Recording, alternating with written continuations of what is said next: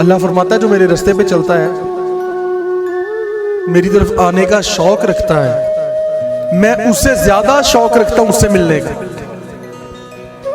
कोई कितना शौक रखता है मुझसे मिलने का, जितना भी रखे, मुझे ज्यादा शौक है उस बंदे से मिलने का जो मुझसे मिलने का शौक रखता है।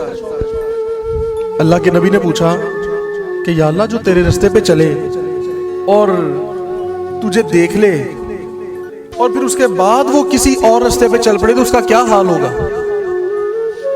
अल्लाह ने फरमाया, मेरे महबूब, ए मेरे नबी, जो मुझे देख लेता है ना वो किसी और रास्ते पे जाता ही नहीं। जो मुझे देख लेता है ना वो किसी और रास्ते पे जाता ही नहीं। फिर उसने कहां जाना है?